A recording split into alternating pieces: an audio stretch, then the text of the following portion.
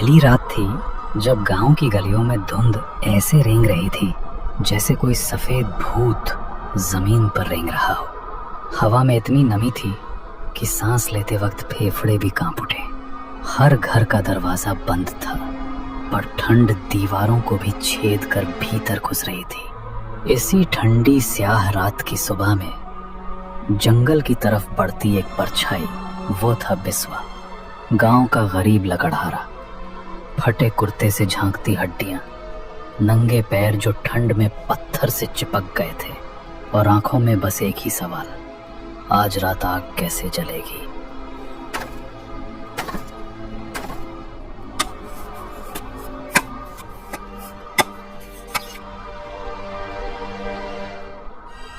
हाथ सुन्न हो रहे हैं, कुल्हाड़ी पकड़ना भी भारी लग रहा, पर अगर लकड़ी ना जुटाई तो घर की आग भी बुझ जाएगी और बच्चों की रोटी भी ठंडी पड़ जाएगी। ऐ भगवान, ठंड तो तेरी है, पर ठिठुरना हमारा नसीब क्यों बना दिया। लकड़ी काटने के बाद बिस्वा हर घर में लकड़ी बांटता फिरता। कहीं बूढ़े के हाथों में जलाने के लिए लकड़ी थमाता, तो कहीं सुबह सुबह चौपाल में लकड़ियां बांटता।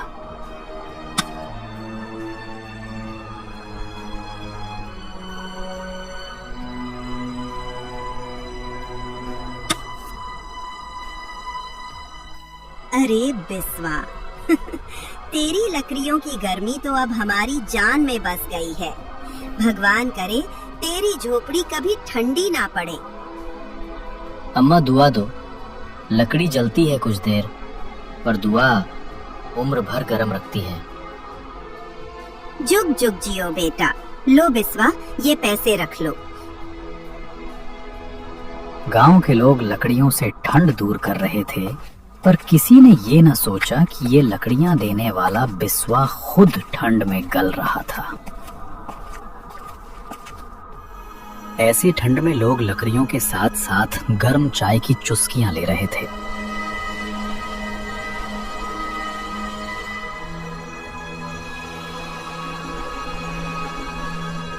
चाय की दुकान पर जब बिस्वा पहुंचा, टीवी पर खबर चल रही थी,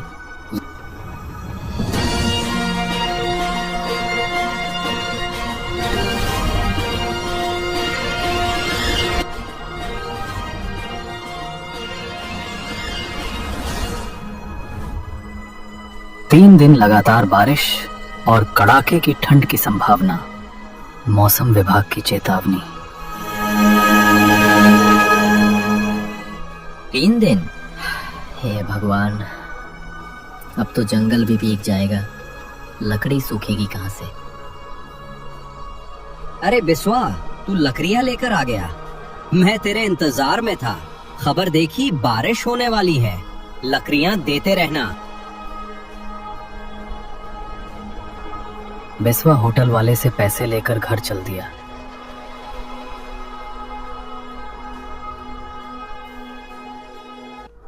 उसके चेहरे पर मायूसी और दर्द साफ झलक रहा था। यह दर्द ठंड का नहीं, बल्कि किसी और मुसीबत का था। घर पहुंचा तो दीवारों में दरारें, छत से पुरानी टीन टपकने को तैयार थी। पत्नी चूल्हे के पास बैठी थी और बच्चे पुराने कंबल में दुबके हुए थे।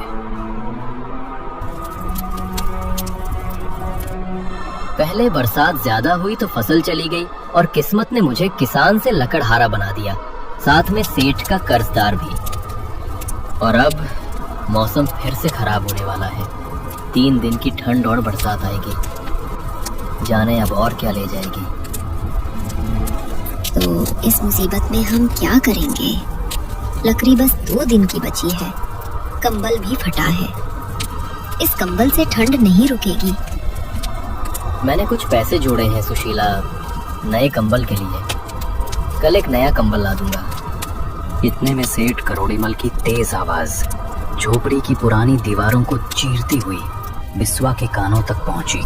अरे बिस्वा, बाहर आ। याद है वो जुलाई अगस्त के 2 महीने, या भूल गया?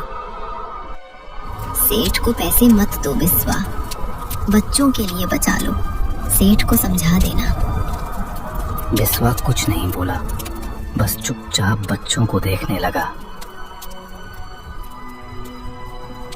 उसकी आंखों से गर्म आंसू गिरे जो मिट्टी पर पड़ते ही जम गए, क्योंकि वो जानता था कि सेठ पैसे लिए बिना नहीं जाएगा।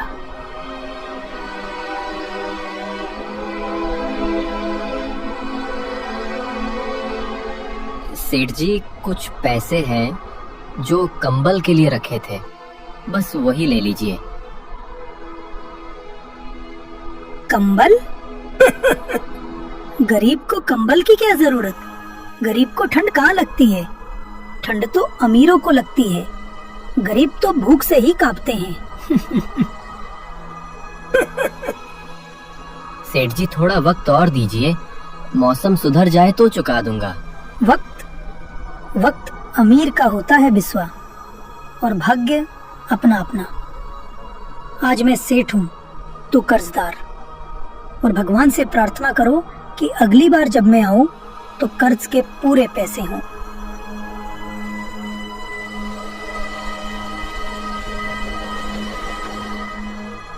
दरवाजे पर खड़ी सुशीला अपने पति की लाचारी देख रही थी।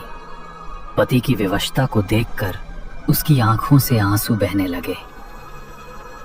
सेठ चला गया, पर उसकी आवाज दीवारों से टकराकर बार बार गूंजती रही, भाग्य अपना अपना।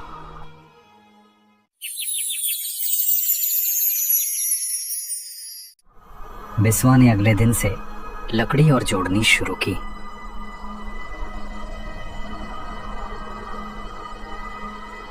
बरसात के पहले जितनी ज्यादा लकड़ियां बचा सके वही उम्मीद थी। हवा में नमी, पत्ते गीले और कुल्हाड़ी भी सुस्त पड़ गई थी। अगर आग ठंडी हो गई तो घर भी बुझ जाएगा बिस्वा।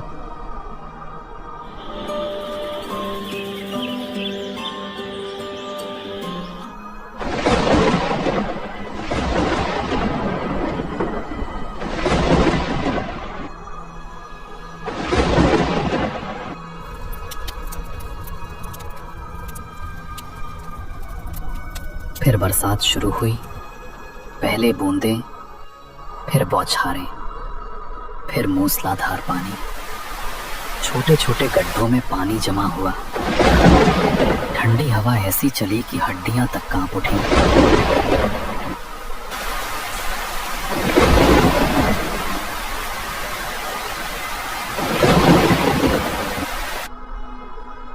बिस्वा की झोपड़ी टपक रही थी। भीतर बच्चे सिसक रहे थे। सुनो, लकड़ियां गीली हो गई हैं, अलाव बुझ गया है। मैं हूं ना, किसी तरह जला दूंगा। इस ठंड में अमीरों के घरों में चाय और पकौड़ों के मजे थे, और इधर बिस्वा की झोपड़ी में ठंड और भूख की किल्लत। कहावत है, ठंड अमीर की चाय में शक्कर है और गरीब की रोटी में जहर।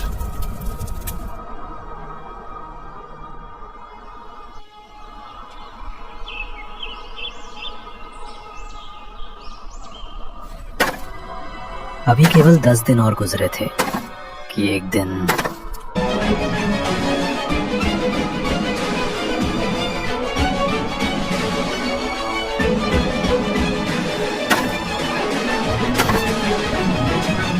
ओ बिस्वा, अब वक्त खत्म। पैसे दे या घर छोड़।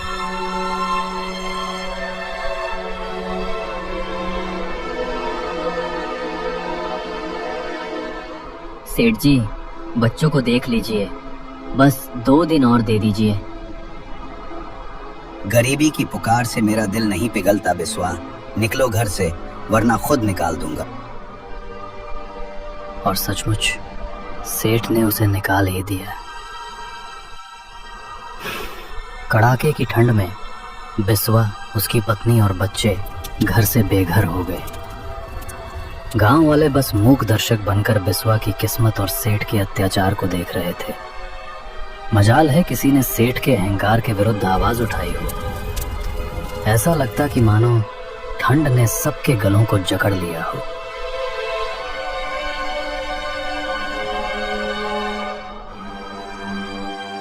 वक्त रास्ते में बिस्वा ने देखा एक बूढ़ी औरत शांता अम्मा रास्ते में बेहोश पड़ी हैं।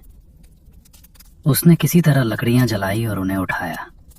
बिस्वा बेटा, तू? हाँ अम्मा, मैं बिस्वा लकड़हारा। तूने 2 दिन से लकड़ियां नहीं दी थी तो आज मैं खुद लकड़ियां लेने निकली थी, पर ठंड के कारण रास्ते में बेहोश हो गई। खैर, तू अपना बता, परिवार सहित इतनी ठंड में कहाँ भटक रहा है?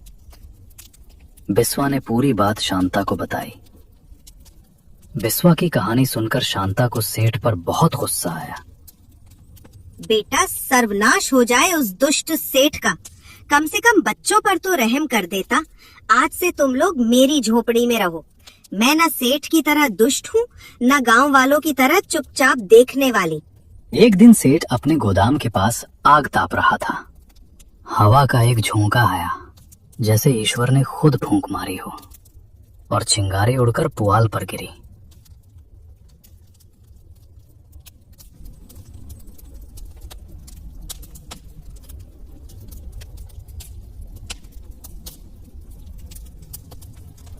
कुछ ही देर में आग सेठ के घर, गोदाम सबको निगलने लगी। लोग पानी लेकर नहीं, खाली हाथों से अपनी ठंड दूर करने और तमाशा देखने आए थे। कहते हैं, जिसने दूसरों की ठंड न देखी, भगवान ने उसे खुद आग में झोंक दिया। सेठ का घर पूरी तरह से जल गया था और अब सेठ बिस्वा के उसी घर में रहने लगा जिसे उसने कर्ज न चुका पाने के कारण बिस्वा से हड़प लिया था। अगले दिन बिस्वा लकड़ियां लेने जंगल गया था। दोपहर हो चुकी थी और बिस्वा अब भोजन करने जा रहा था कि अचानक, बेटा, भूख लगी है, थोड़ा खाना दोगे? भगवान तुम्हारा भला करेगा। वैसे तो भोजन खुद के लिए कम है बाबा, पर कोई भूखा रहे ये मंजर नहीं देख सकता। लो, आप भोजन कर लो। वृद्ध ने मजे से खाना खाया और तृप्त होकर बोला, बेटा, मैं तो सारा खाना खा गया और आज तेरा उपवास हो गया। बाबा, उपवास तो वैसे भी हो जाते हैं, लेकिन आज इतना संतोष जरूर है कि मेरे भूखे रहने से आपका पेट भर गया। बेटा, तुम दिल के साफ लेकिन किस्मत के मारे हो। लो, आज तक मैंने किसी को कुछ दिए बिना भोजन नहीं किया, इसीलिए तुम ये रख लो।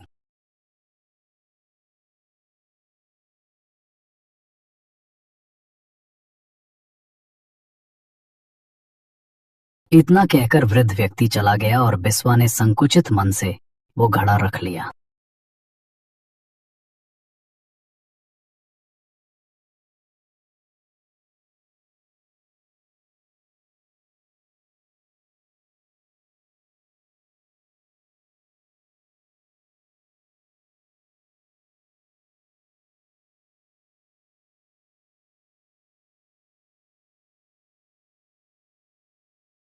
उसने लकड़ियां बाहर रख दी और मटका रसोई में रख दिया।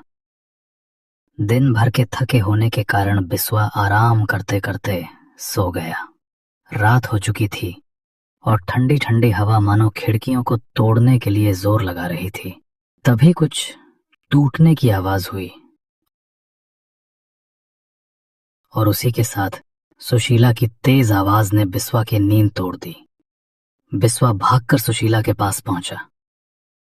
सुनिए, ये मटका टूटने से ये सब निकला। किसने दिया था ये मटका?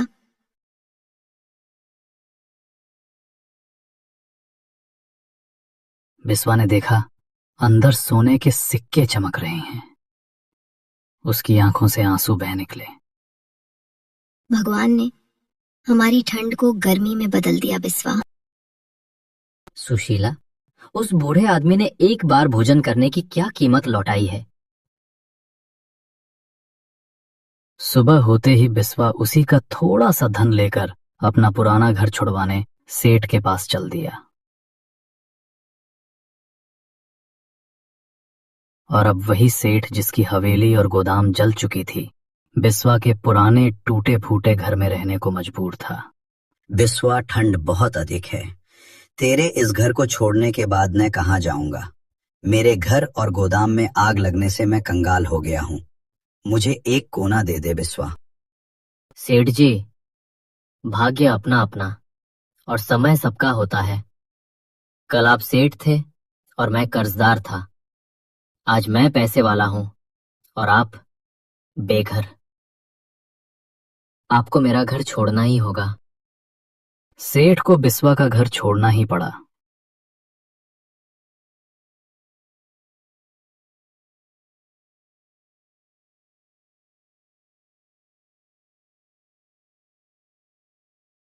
और सेठ हवेली की जगह टूटी फूटी झोंपड़ी में ठंड काटने को मजबूर हो गया। ठंडी हवा अब भी चलती, पर अब बिस्वा को ठंड नहीं लगती, क्योंकि जिसके दिल में इंसानियत की आग जलती है उसे मौसम की ठंड नहीं छूती। अब बिस्वा मजे से ठंड काट रहा था और अहंकारी सेठ टूटी झोंपड़ी में ठंड के बीते दिनों की गिनती कर रहा था। जो कभी दूसरों की ठंड पर हंसता था, अब अपनी ही सांसों की भाप में कांप रहा था।